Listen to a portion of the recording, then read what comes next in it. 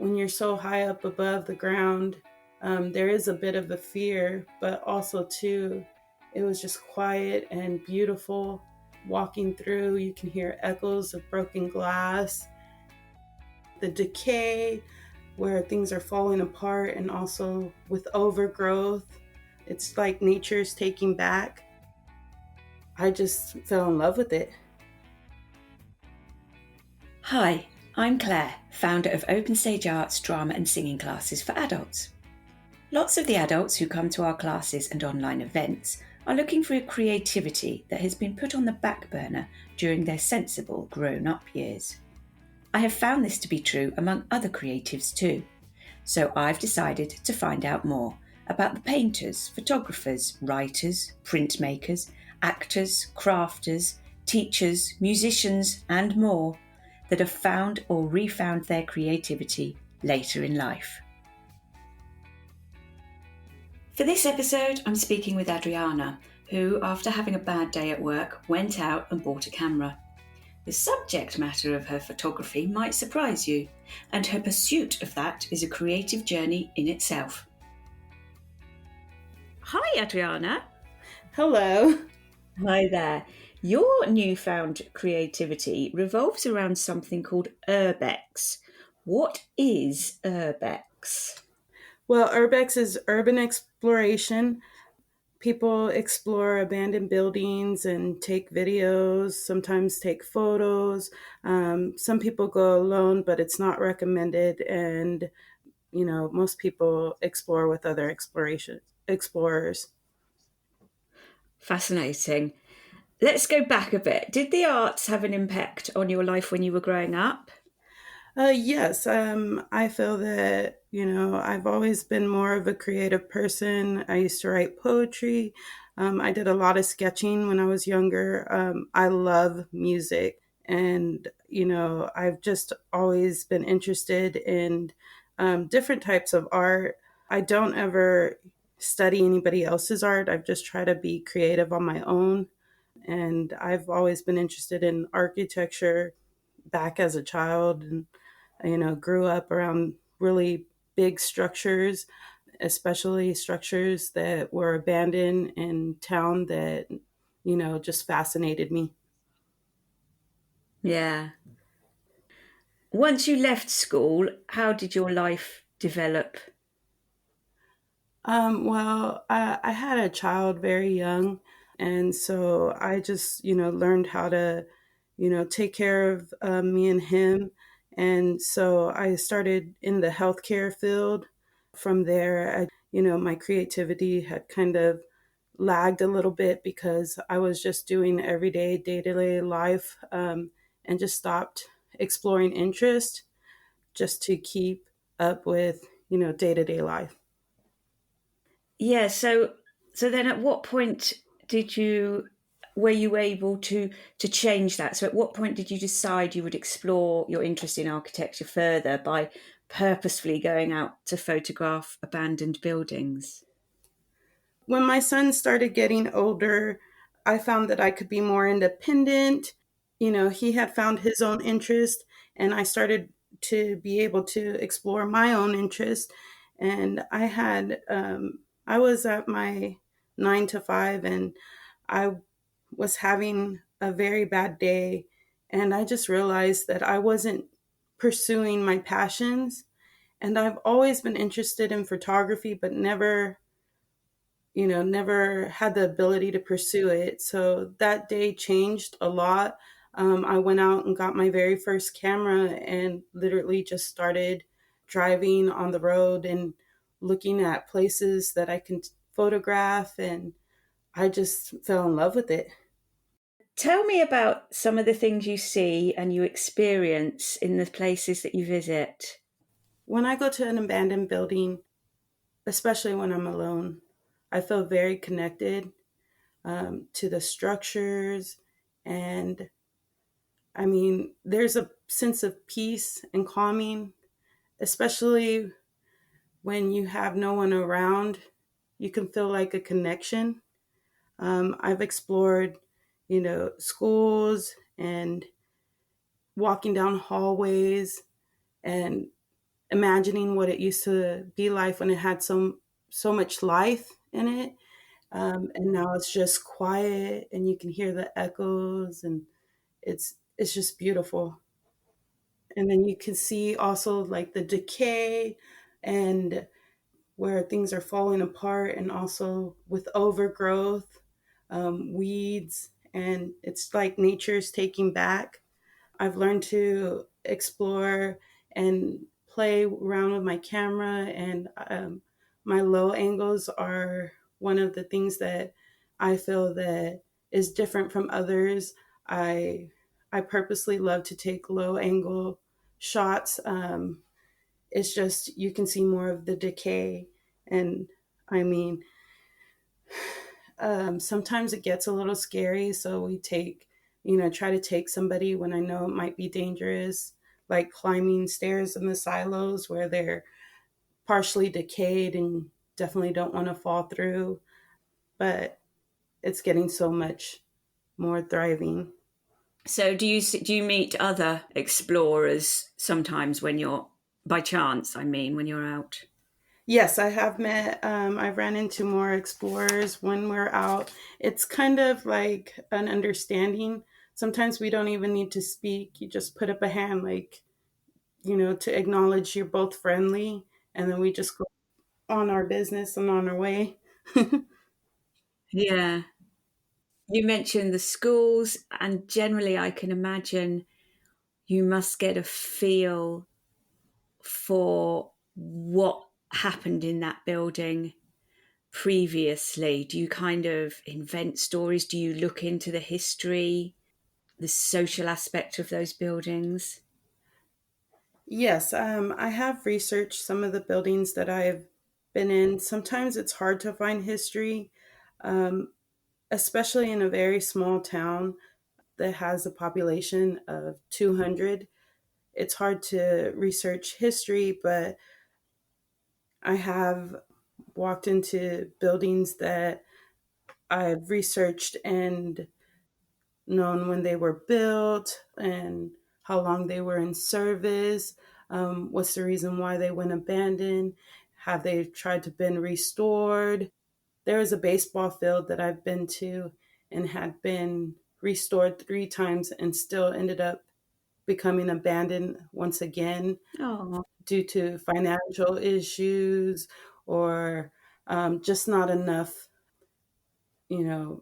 people visiting and stuff like that. But sometimes it's a little disheartening, especially when you know that it could thrive, or it's the built and the quality and the beauty of it, and it's just sitting there for nature to take back. yeah. I guess it could be quite sad. How do you find and gain access to the abandoned buildings that you photograph? Honestly, since I wasn't really connected when I first started exploring, driving around has really been the main resource.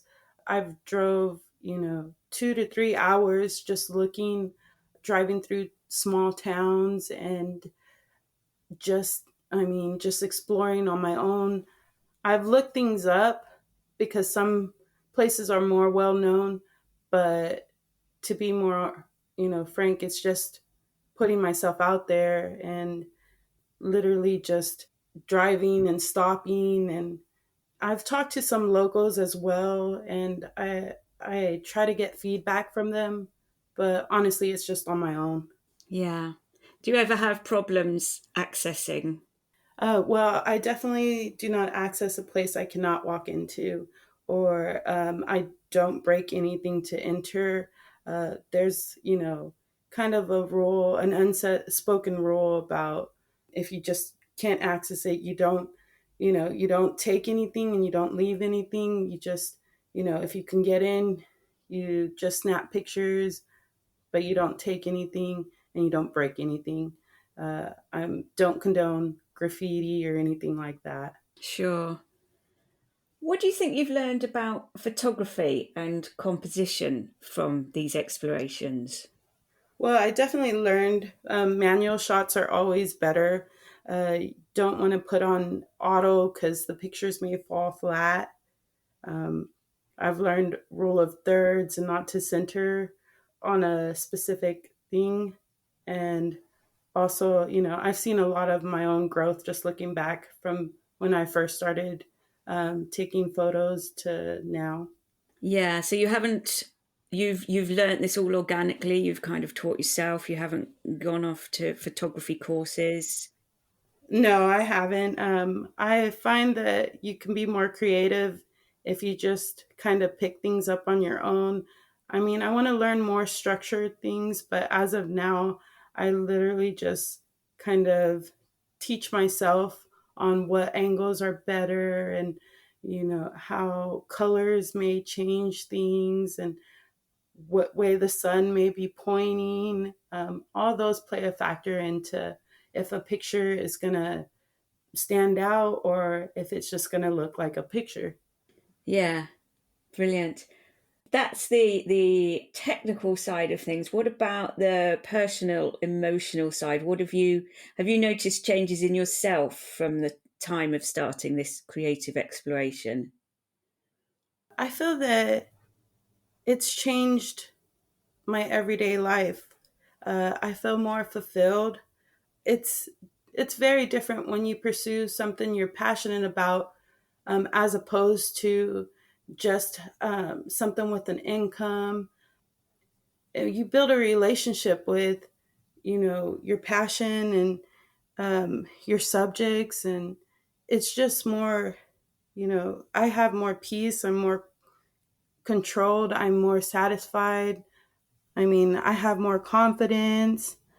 People ask me now to take portraits, and I'm more comfortable with that, because they enjoy my photography and they feel comfortable with me taking photos of them and their families. I love sharing my guests' stories with you, but podcasting isn't cheap. There are hosting fees and software costs, tech to buy, and time to invest in planning and editing to make sure the guests sound great and listeners hear the best content. If you'd like to financially support Creativity Found, please visit ko-fi.com/creativityfoundpodcast. Now back to Adriana, who's telling us about her portraits. I started off with like friends just asking me, "Oh, do you think you can do this?" And now people actually call to book me for events. I mean, I've taken photos of a birthday party for a dog as well, and that was pretty fun and interesting. I mean, especially when you get paid for what you enjoy doing. Speaking of which, how does this fit in with your role still in the healthcare department, still as a mother? How do you manage to be able to do both things? Well, I mean, it's just spare time. I literally, anytime I've had available on my own, sometimes my son has explored with me. So we try to connect on that level as well, finding interest in my interest. He appreciates it. And sometimes he comes along on road trips. I started just having any time on my own. I would look more either on developing my skill or finding a location. It has been, it started off as a small hobby, and now it's kind of turning into a bit of a career. And, so it's just finding the time. Yeah. Adriana, tell me about some of your most interesting or most exciting or the favourite buildings that you have visited, and a bit about why you like them so much. When I first started exploring, one of the places I've gained access to was a grain silo. And the reason why I find it probably one of my favorite locations is because I have a death fear of heights. And I was able to overcome that to be able to see a view that probably no one has seen before, or a few who have ventured off. It has been like one of my greatest experience because when you're so high up above the ground, there is a bit of a fear, but also too, it was just quiet and beautiful. Walking through, you can hear echoes of broken glass. I mean, that one has probably been my favorite exploration, even though it was early on. But I've also explored this one building that was halfway collapsed, and I walked into a room that kind of looked like um, it had chains coming down from the ceiling, and it had an exam table for, and that one was kind of creepy, but it was one of my favorite explorations as well, kind of because of the chill, creepy factor. But the access was so easy. I literally walked into the building, and that room was on the left. And I mean, you can see the sun shining through because it was halfway collapsed, but it was still very beautiful. Yeah, brilliant. Thank you. You started a Facebook group that now has more than 13,000 members.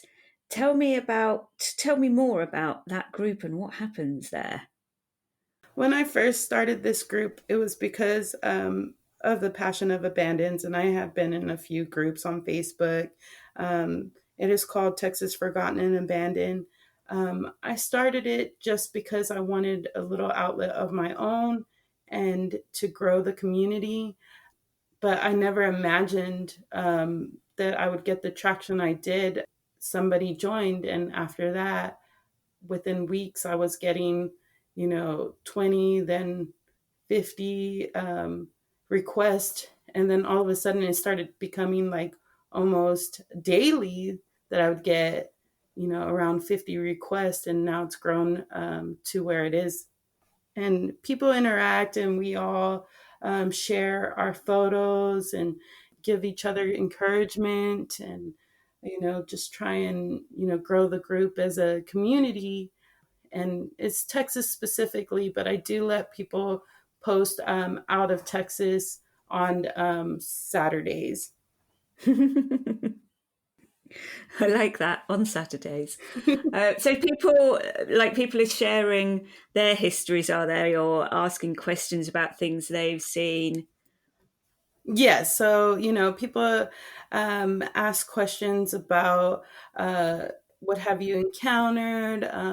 People relate to other people if they've explored the same structures. We try not to give out too much locations just because of vandalism and things like that. But so we try to keep the details minimized, but.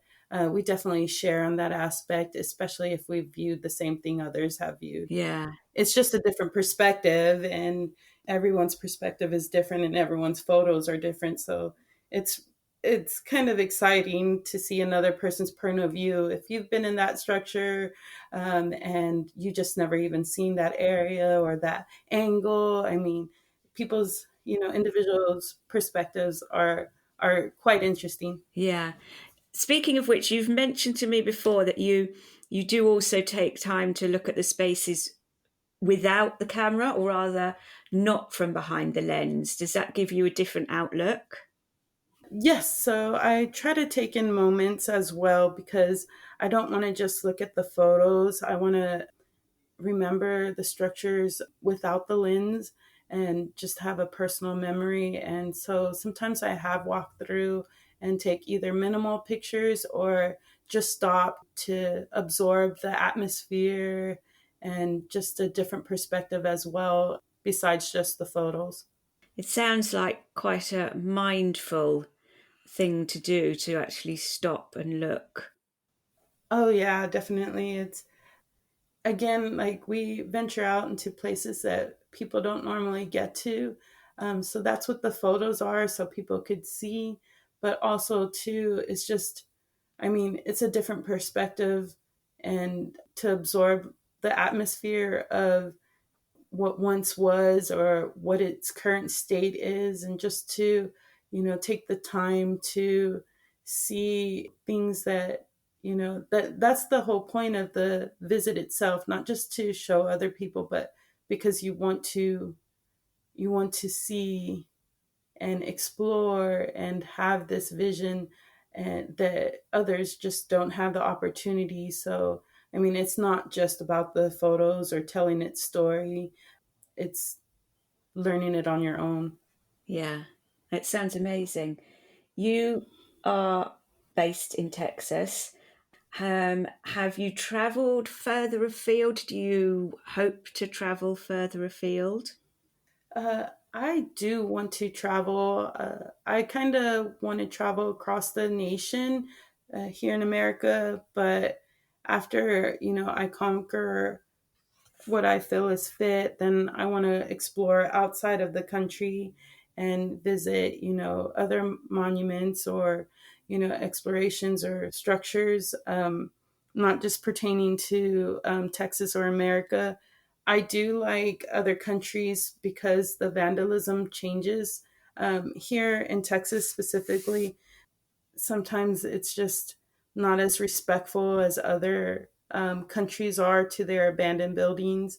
So we get a lot of graffiti, and broken glass is another main thing. Any glass that is um, is in these structures are usually broken. But I've seen in other explorers' videos and pictures, untouched structures that don't have any of that type of vandalism towards them. And I would really like to explore something like that. Wow, yeah. So, travel for the future would be an ideal. What other plans or goals do you have for the future? I really would like to create a book with my photos in it that maybe like in a coffee house, accessed, so people could read, maybe a magazine. I also want to put my photos up for purchase and do like posters. I'm not really wanting to pursue my current career. I would like to more pursue um, photography and be able to make a passion a career as well. A book, I think, would be wonderful. I could see that would be something that I would want to just dip into. It would be amazing. There are many, many podcasts out there. It's difficult to know where to start. So I like to ask my guests for their recommendations. You're welcome. So, a podcast I like and that I would recommend is called Let's Not Me.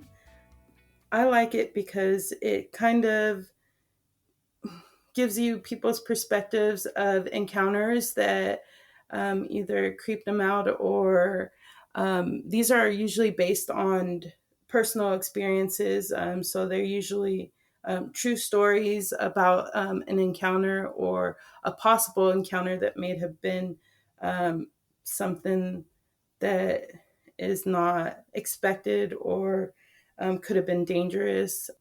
But yeah, it keeps me on my toes, definitely, especially when exploring. Um, it gives you some ideas of what things that can happen that you just don't that is unexpected. Ah, sounds really interesting. How can people connect with you? Urban.exploration07 is both my Facebook and Instagram. I also have a website as well, and my website is inexplore, inxplor.wordpress.com. You can contact me personally there or on my Facebook or Instagram, and I do respond pretty quickly. I am able to be booked as well for portraits. If you contacted me on any of those social medias, I can definitely work out a time. That's been fascinating. Thank you ever so much. Thank you. I definitely appreciate you having me on. No problem. Creativity Found is an Open Stage Arts production. If you are listening on Apple Podcasts, please feel free to subscribe, rate, and review. If you would like to help fund future episodes, you can buy us a coffee.